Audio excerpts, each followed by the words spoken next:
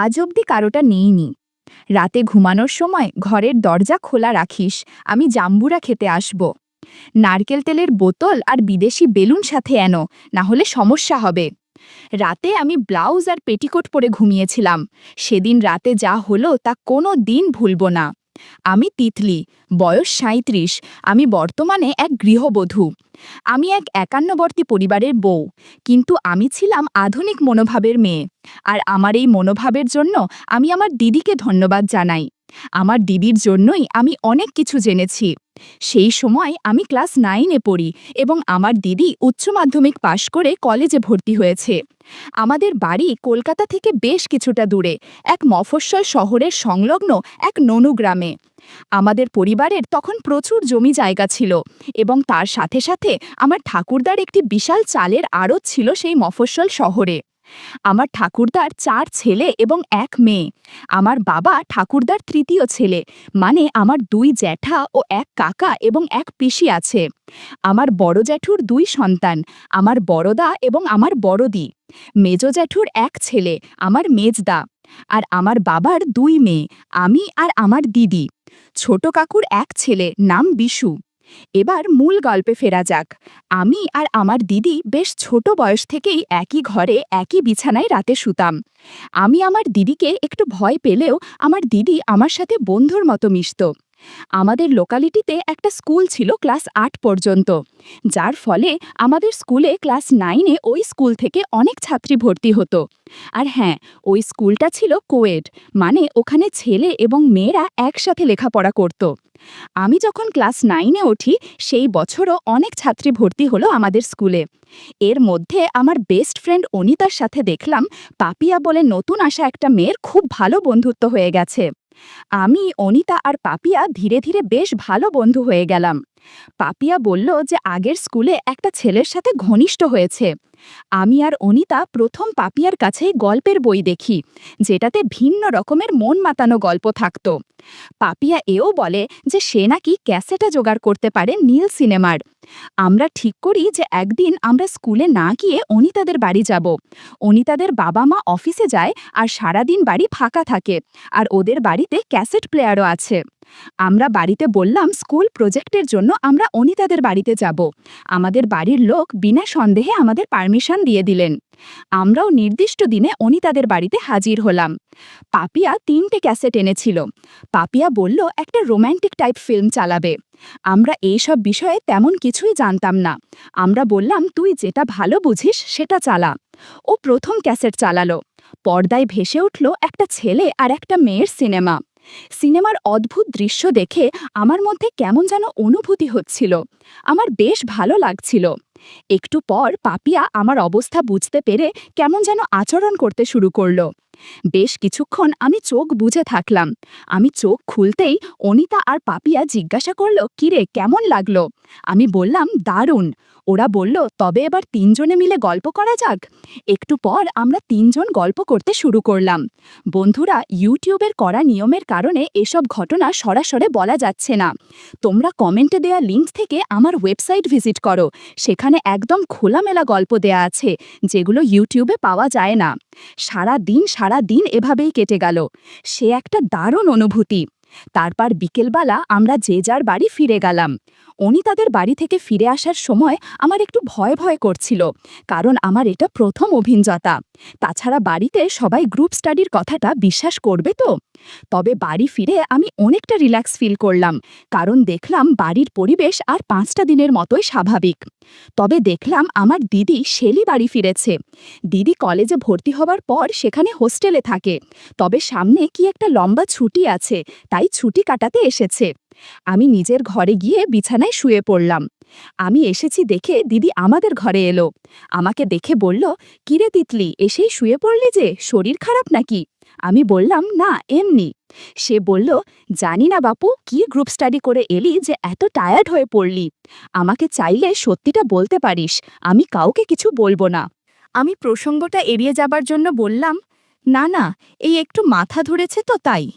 দিদি আমার পাশে বসে বলল, ন্যাকামি না করে সত্যিটা বল, ওরকম গ্রুপ স্টাডি আমি অনেক করেছি, তোর মুখ চোখ দেখে আমি বেশ আন্দাজ করতে পারছি। আমি বুঝলাম ধরা পড়ে গেছি। দিদির কাছে সব সত্যিটা ধীরে ধীরে বললাম। দিদি সব শুনে বলল, রাতে রেডি থাক, তোর জন্য সারপ্রাইজ আছে। রাতে খাওয়া দাওয়ার পর আমি আর দিদি শুতে গেলাম। দিদি ঘরে এসে দরজাটা লক করে দিল আর আমার কাছে এসে বলল, আজ আমার বোনটা বড় হয়ে গেছে। দিদি খুব সুন্দর একটা পারফিউম মেখেছিল। আমি সুন্দর গন্ধটা শুঁকতে থাকলাম। দিদি বলল, দাঁড়া, তোকে একটা জিনিস দেখাই। এই বলে উঠে গিয়ে নিজের সুটকেস থেকে একটা নকল জাদুর লাঠি বার করল। আমি এসব আগে দেখিনি। অবাক হয়ে তাকিয়ে আছি দেখে দিদি বলল, এটা দিয়ে আমরা হোস্টেলে মেয়েরা মনের ইচ্ছা পূরণ করি। বন্ধুরা, তোমরা বুঝেছ তো কিসের কথা বলছি? এরপর দিদি জাদুর লাঠি দিয়ে জাদু দেখাতে লাগলো। মিনিট 20 পর দিদি বলল, আজকের মতো এটুকুই থাক, না হলে সমস্যা হবে। আমরা হোস্টেলে ঘণ্টাখানেক ব্যবহার করি। একটু পর আমি দিদিকে জিজ্ঞাসা করলাম, আগে কি কখনো আসল জাদুর লাঠি দেখেছ? দিদি বলল, কয়েকবার দেখেছি। তবে শোন, তুই তো জানিস অমরদা মানে আমাদের পিসির ছেলে আমার চেয়ে 2 বছরের বড় হলেও আমরা বন্ধুর মতো মেলামেশা করি। ঘটনাটা 2-3 বছর আগে ঝাপানের সময়ের। সেই বছর আমি আর মা গেছিলাম পিসির বাড়ি ঝাপান দেখতে। আমরা সবাই প্রায় 7-8 জন পিসির বাড়ি থেকে গেছিলাম ননুগ্রামের ঝাপানতলায়। আর ওখানে একটা বিরাট মেলা বসে। ননুগ্রামের সেই মেলায় সেবারে নাগরদোলা এসেছিল। আমরা সবাই নাগরদোলা চাপলাম। সেই দলে মা আর পিসিমাও ছিল। কিন্তু আমার মাথা ঘুরে গিয়ে বমি হয়ে যায় ওই সময়। আমি একটু সুস্থ হলে পিসিমা অমরদাকে দিয়ে আমাকে বাড়ি পাঠিয়ে দেয় এবং বাকিরা ওখানে মেলা ঘুরে দেখতে থাকে। আমি অমরদার সাথে বাড়ি ফিরছিলাম। শরীর দুর্বল ছিল, তাই আমি রাস্তায় হোঁচট খাই। প্রায় পড়েই যাচ্ছিলাম। অমরদা আমাকে ধরে ফেলে। এ সময় অমরদা একটা জাম্বুরা ধরে ফেলে। কি যে একটা অবস্থা বলে বোঝাতে পারবো না। আমি ওকে কিছু বললাম না। আমরা বাড়ি পৌঁছলে আমাকে অমরদা নিজের ঘরে গিয়ে বিশ্রাম করতে বলে। বাড়িতে আর কেউ ছিল না। আমিও চোখ বুজে শুয়ে পড়ি। খুব ক্লান্ত লাগছিল, তাই শুতেই আমার একটা ঘুম ঘুম ভাব এলো। আমি বেশ ঘুমিয়ে পড়েছিলাম। হঠাৎ আমার মনে হলো কেউ একজন আমার খুব কাছে আছে। চোখ খুলে দেখি অমরদা আমার পাশে বিছানায় বসে আছে। আমি সেদিন শাড়ি পরেছিলাম, ব্লাউজ একটু অগোছালো হয়েছিল, সেদিকে আমার খেয়াল ছিল না। অমরদা বলল, মেলায় নাগরদোলায় ওঠার পর থেকে তোকে অনেক ক্লান্ত লাগছে, ভাবলাম তোর একটু সেবা করি। আমি ছোটবেলা থেকেই অমরদাকে আমার ভালো লাগতো। আমি বললাম, ঠিক আছে, সেবা কর। আমার সম্মতি পেয়ে অমরদা ঘণ্টাখানেক আমায় সেবা যত্ন করল। মাঝে মাঝে ফল খেলো। কিছুক্ষণ পর বাড়ির সকলের ফেরার সময় হয়ে গেছিল। অমরদা আমাকে নিয়ে তার ঘরের সাথে লাগোয়া বাথরুমে নিয়ে গেল আর বলল, ফ্রেশ হয়ে নে, আমি ততক্ষণে ঘর গুছিয়ে নিচ্ছি। সেইবার পিসির বাড়িতে 3 দিনে আমরা প্রায় 7-8 বার অনেক মজা করেছিলাম। এর পরেও আমি পিসির বাড়ি গেলে বা অমরদা আমাদের বাড়ি এলে আমরা সকলের নজর এড়িয়ে গল্প করতাম। এটা ছিল আমার জীবনের প্রথম জাদুর লাঠি নেয়ার অভিজ্ঞতা। দিদির কথা শুনে আমারও কেমন যেন লোভ হচ্ছিল, কিন্তু কিভাবে কি করব বুঝতে পারছি না। এবার দিদি 2 দিন ছিল আমাদের বাড়িতে, আর সেই 2 দিন দিদি আমাকে অনেক কিছু শিখিয়েছিল। কলেজের ছুটি শেষ হতেই দিদিকে ফিরে যেতে হলো। যাবার সময় আমাকে দিদি তার নকল জাদুর লাঠি দিয়ে গেল, যাতে আমি একা কিছু করতে পারি। কিন্তু আমি জানতাম না ভাগ্যদেবতা আমার জন্য অন্য কিছু ঠিক করে রেখেছেন। কিছুদিন পরে অনিতা আর পাপিয়া একদিন বিকেলের দিকে এলো আমাদের বাড়িতে দেখা করতে।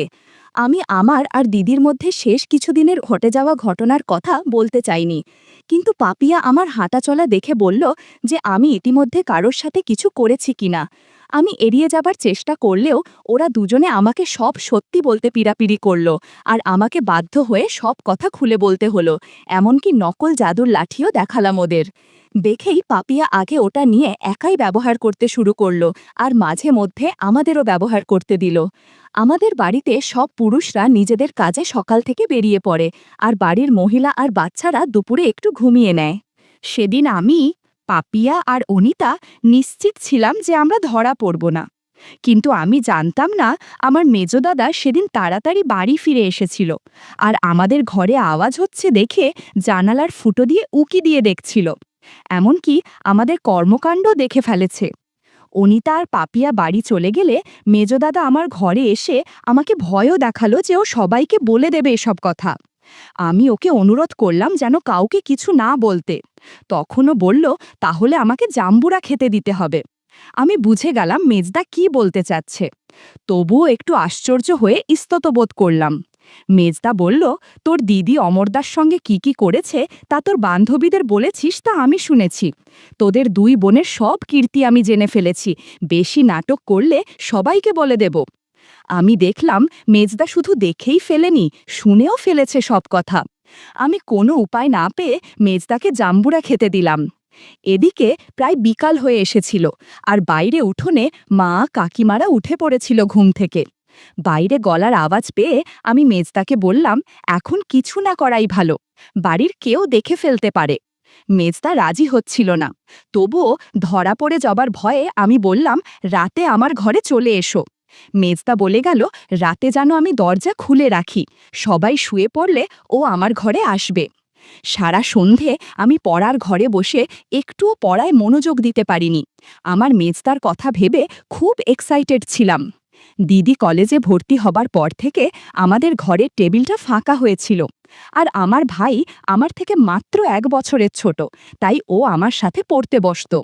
পড়তে পড়তে আমার অস্থির ভাব লক্ষ্য করে আমার কাছে কারণ জানতে চাইল। আমি কিছু না বলে এড়িয়ে গেলেও বেশ বুঝতে পারলাম কিছু একটাও সন্দেহ করেছে, কিন্তু আমার চোখের সামনে তখন শুধু মেজদার কথা ছাড়া আর কিছুই আমি ভাবতে পারছিলাম না। রাতের খাওয়া দাওয়া সেরে আমি আমার রুমে এসে বসলাম, আর খাবার ঘরে আমার আর মেজদার চোখে চোখে কথা হয়ে গেল। রাতের খাবার শেষে আমি আমার ঘরে অপেক্ষা করছিলাম।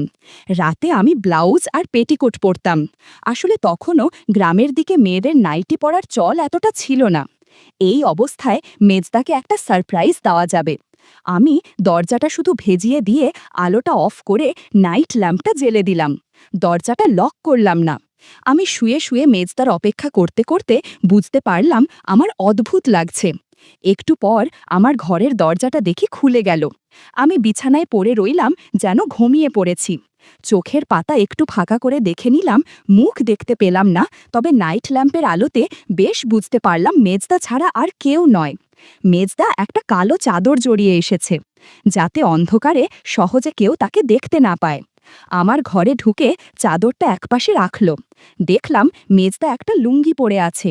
মেজদা নাইট ল্যাম্পের আলোয় আমায় এক দৃষ্টে দেখতে লাগলো। আমি তার চোখে আকর্ষণ দেখতে পেলাম। সে এসে আমার বিছানায় পাশে বসল। কিসের দিকে যেন তাকিয়ে আছে ঠিক বুঝতে পারলাম না। আমি যেন ঘুমিয়ে পড়েছি সেইভাবে শুয়ে রইলাম। মেজদা বলল, আমি জানি তুই জেগে আছিস। কথাটা শুনে আমি উঠে পড়লাম। দাদা বলল, আমি নারকেল তেল আর বিদেশি বেলুনে এনেছি। তোর সাথে প্রথমবার গল্প করব, তাই ভাবলাম এগুলো নিয়ে আসি। এগুলো ছাড়া অনেক ভালো লাগবে না। একটু পর আমরা গল্প করতে শুরু করলাম। বাড়ি ভর্তি লোকের মাঝে আমি চেঁচামেচি করছিলাম। মেজদা বলল, এত জোরে শব্দ করিস না, সবাই বুঝে যাবে। এই রাতে 40 মিনিটের মতো গল্প করেছিলাম। শেষ মুহূর্তে হঠাৎ দরজার কাছে খুট করে একটা শব্দ হতেই ঘুরে দেখি মেজদা দরজা লক করেনি, আর সেই দরজার সামনে দাঁড়িয়ে আমাদের ছোট ভাই বিশু দাঁড়িয়ে আমাদের দেখছে আর নিজে নিজে কি যেন করছে। আমি একটু হকচকিয়ে গেলাম। এমন মুহূর্তে ও আশায় রাগ হলো প্রচণ্ড। আরেকটু পরে আসলেই বা কি ক্ষতি হতো। রাগের মাথায় ভাবলাম, ও যদি আবার কাউকে কিছু বলে দেয় তাহলে তো সমস্যা হবে। মেজদাকে বললাম, বিশুকেও আমাদের গল্পের আসরে সামিল করি, তাহলে ও কিছু বলতে পারবে না। আমি আস্তে আস্তে বিশুর সামনে গিয়ে বসলাম। অন্ধকারে কিছুই বুঝতে পারল না যে আমি ওর সামনে বসে আছি। আমার ছোঁয়া পেতেই ও ভয় পেয়ে পালাতে গেল, আর আমি ওকে বাধা দিলাম। বললাম, তোর লজ্জা করে না? এত রাতে আমার ঘরে ঢুকে কি করছিলি? আমি না তোর দিদি হই? ও পাল্টা দিল, তুই নিজের ঘরে মেজদার সাথে যা করছিলি তা খুব ভালো কাজ নাকি? বাড়ির সবাই জানলে কি হবে বলতো? আমি বললাম, কিন্তু বাড়ির লোককে কে বলবে? ও বলল, আমি যদি বলে দিই? আমি বললাম, তবে আমিও বলে দেব যে আমাদের দেখে ফেলেও সঙ্গে সঙ্গে বাড়ির সবাইকে না জানিয়ে তুই চুপচাপ দেখছিলি। আমার কাছে ন্যাকা সাজিস না। তুই বাড়ির লোককে জানাতে চাইলে আরও আগে জানাতিস। তোর মতলবটা কি বল? ভাই বলল, আমাকেও গল্প শোনাতে হবে। আমার একা ভালো লাগে না। একসাথে 2 জনের সাথে গল্প করতে পারবো ভেবে আমিও আর বাধা দিলাম। পালাক্রমে বিশু আর মেজদার সাথে অনেক গল্প করেছি রাতভর। ঘড়িতে তখন রাত 2:30 বাজে। ঘর অগোছালো হয়ে আছে, জামা কাপড় এদিক সেদিক ফ্লোরে পড়ে আছে।